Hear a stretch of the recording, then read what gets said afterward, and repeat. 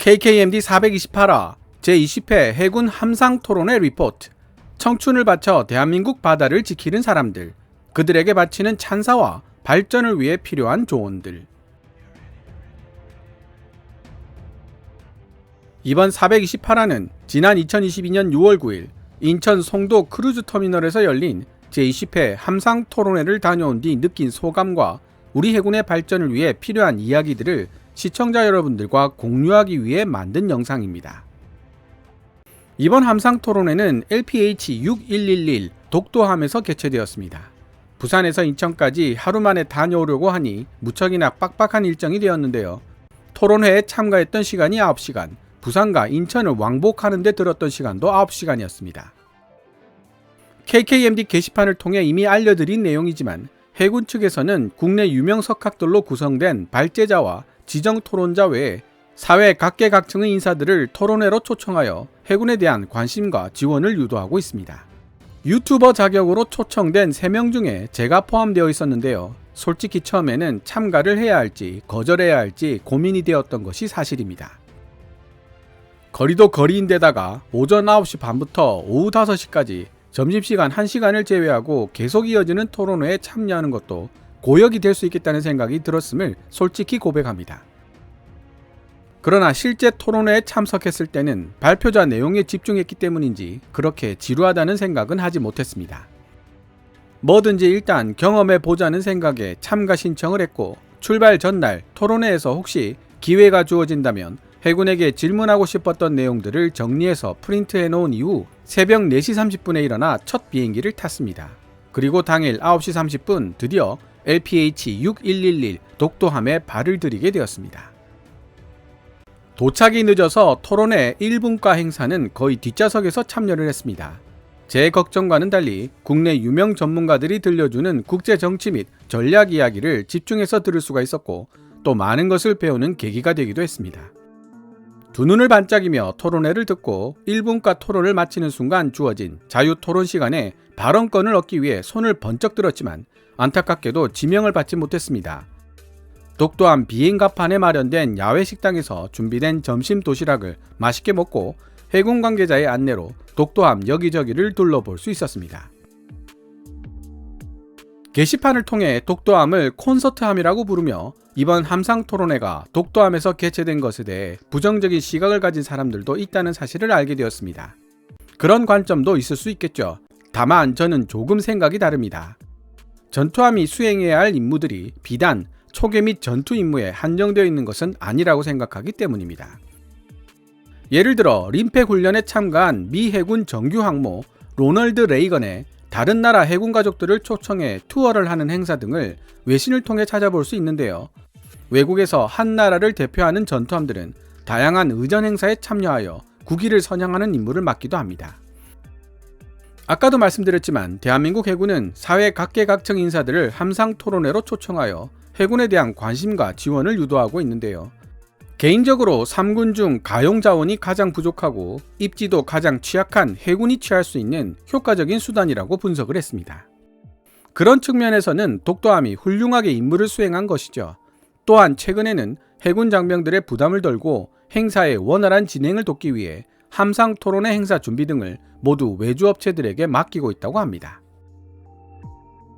점심 식사 이후 열린 2분과 토론 마무리 시간에 주어진 자유토론 시간에 잽싸게 손을 들어 3, 4분 정도의 발언권을 얻을 수 있었는데요. 사실상 함상토론회에서 처음이자 마지막으로 일반 참가자에게 주어진 발언권이었습니다. 주어진 시간은 한정되어 있는데 발제자와 지정 토론자들이 많다 보니 자유토론 시간이 희생당할 수밖에 없었던 것이죠. 해군 관계자에게 시간에 비해 너무 많은 발제자들을 초청하면 발표회가 되는 것이지 토론회가 되기는 어렵지 않냐고 제가 볼멘소리를 하기는 했습니다. 하고 싶은 말을 절반 정도밖에 못했는데 시간이 없다는 이유로 발언을 제지당하기도 했고요. 전국으로 송출되는 라디오 방송을 진행해 본 적도 있었기에 떨리지 않을 것이라 생각했는데 웬걸 긴장되고 호흡이 꼬여서 목소리가 잘 나오질 않았습니다. 발언을 마치고 나서야 몰려온 부끄러움으로 귀까지 빨개졌지만 그래도 용기를 냈던 제 자신을 칭찬해주고 싶네요. 우리 해군에게 부족한 점이라고 생각했던 내용을 알려주고 고생하고 있는 장병들에게 감사의 말을 전하려 했는데 중간에 발언이 잘리다 보니 해군에게 지적질만 한 셈이 되어버렸습니다. 원래 계획은 그게 아니었는데 말입니다. 여기서 제가 준비했던 해군에게 묻고 싶은 4가지 질문을 소개해 보도록 하겠습니다. 따로 구분될 수 있게 노란색 글자로 표시해 보도록 하겠습니다. 1. 항모가 지니고 있는 전략적 가치에 대한 설명에 함몰된 나머지 국민들에게 와닿을 수 있는 전술적 가치에 대한 설명이 너무나도 미흡했다. 1년 전 KKMD 16만 명의 시청자들을 대상으로 대한민국 항모 사업에 대한 설문조사를 실시한 적이 있다. 구독자의 10%인 약 1만 6천 명이 설문에 응답을 했고 그 결과 항모가 필요하다는 대답이 전체의 88%를 차지했다. 그 중에서도 경항모의 한계 때문에 중형 항모로 가는 것이 옳다는 의견이 40%, 경항모의 한계를 인지하고 있지만 적절한 활용법을 찾아낼 것이라는 의견이 48%를 차지하고 있었다.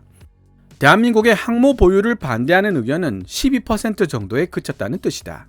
그럼에도 불구하고 경항모 사업이 지속적으로 힘을 받지 못하고 있는 이유는 어디에 있는 것일까? KKMD는 그 이유의 일부를 항모와 관련된 해군의 설명이 국제 정치 및 전략적 의미에 집중되어 있다는 점에서 찾고 있다. 일반 시민의 눈높이로 봤을 때 실제 전투나 국제 분쟁 혹은 위기 시에 항모 전단, 특히 항모에 탑재되어 있는 항모 비행단이 어떤 활약을 펼칠 수 있으며 전술적으로 어떤 이점을 가지고 있는지를 알고 싶어 하는데 그 부분을 명확하게 설명을 못하고 있다는 것이다. 공군 F-16 조종사 출신의 유튜버 진격의 아재가 지적했듯 현재 해군은 항모 비행단에 대한 이해가 부족하며 이를 연구할 전문 인력이나 부서를 확보하지 못하고 있다. 당시 현장에 발제자로 참가했던 박용환 카이다 선임연구원은 제 지적에 대해 항모 비행단은 공군 소관이기 때문에 공군에게 질문해야 할 사안이라고 답했습니다. 항모의 진정한 위력은 함재기에서 나오는 것인데 해군이 마음대로 운용하지 못하고 공군의 재가를 받아야 하는 항모 비행단이라면 그 존재 의의가 궁금해집니다. 솔직히 박용환 카이다 선임연구원의 답변은 받아들이기가 어려웠습니다. 해군 측에서 제공한 경항모 관련 자료들을 공부하다 느낀 사실이지만 현재 해군 정책 결정자들의 대부분이 전투함을 지휘하는 항해과 장교들이다 보니 항모라는 플랫폼 그 자체에만 관심이 집중되어 있고 항모 전단 전투력의 핵심인 항모 비행단에 대해서는 큰 관심을 기울이지 않고 있다는 의구심을 지울 수가 없다. 이 부분에 대한 좀 더 구체적이고 체계적인 고민이 없다면 앞으로도 국민들의 이해를 구하기가 어려울 것이다. 2. 네트워크 중심전의 핵심인 데이터 링크의 보편화 및 고도화가 매우 미흡한 상황이다. 러시아 우크라이나 전쟁을 통해 다영역 작전 (Multi-Domain Operation의 중요성이 부각되고 있으며 다영역 작전의 핵심은 보안이 유지되는 네트워크의 확보에 있다. 보안이 유지되지 못한 내부 통신으로 인해 중요한 정보가 적 진영으로 누수되고 공중전력과 지상전력을 실시간으로 연결해주는 네트워크 중심전을 펼치지 못한 러시아는 공지합동작전도 제대로 수행하지 못하는 모습을 보여주기도 했다. 그런 의미에서 보안이 유지된 정보와 통신을 실시간으로 연결해주는 데이터 링크는 미래 전장에 있어 필수 불가결한 존재라고 할 수 있다. 군용 항공기와 전투함 그리고 지상군이 거의 실시간으로 전술 정보를 교환할 수 있도록 만들어주는 존재가 바로 링크 16 데이터 링크이다. A 전투함의 센서가 감지한 데이터를 기반으로 C 전투함이 대공 요격을 실시할 수 있게 만들어주는 협동 교전 능력 CC도 E2D 같은 공중조기 경보 통제기 AWACS로 전송받은 데이터를 기반으로 펼쳐지는 초수평선 해군 대공 통합 화력 통제 니프카도 링크 16 같은 데이터 링크를 기반으로 이루어진다. 결국 우수한 성능의 데이터 링크는 항모 전단을 구성하기 위해서도 기존 전투함들의 전투력을 제고시키기 위한 수단으로서도 반드시 필요하다는 뜻이다. 그렇다면 대한민국의 네트워크 중심전 준비 상황은 어떨까? 현재 우리 해군의 전투함들은 대부분 1950년대에 개발된 구형 링크 12를 사용하고 있으며 네트워크 중심전이 가능한 링크 16을 갖추고 있는 전투 자산은 세종대왕급 이지스함과 AW159 같은 일부 최신 무기체계에 한정되어 있다.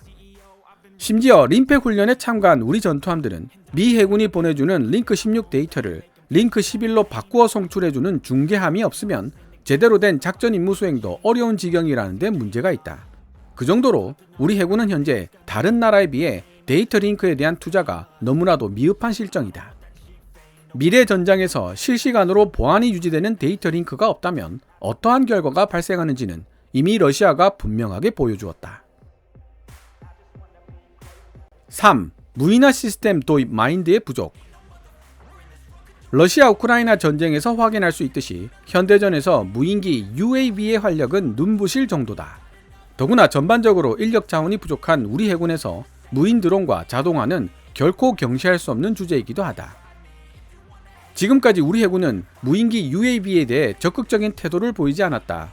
사실 원격으로 조종하는 무인기를 도입하기 위해서는 적성국의 전자전이나 해킹을 방어할 수 있도록 보안이 갖추어진 데이터 링크의 존재가 반드시 전제되어야 하는데 아직도 링크 12를 사용하는 우리 해군에서 무인기 UAV를 도입하기에는 무리가 있다고 판단된다. 논리적으로 링크 16 데이터 링크를 먼저 갖추는 것이 무인기 UAV 도입의 기반이 되는 셈이다. 4. 해군 전력 상승을 위한 연구개발 인력의 발굴 필요성. 미국의 경우 미 해군대학이나 수상함 전력센터 등 다양한 연구기관에서 해전 전술과 미래 해전의 향방에 대해 연구하고 있다.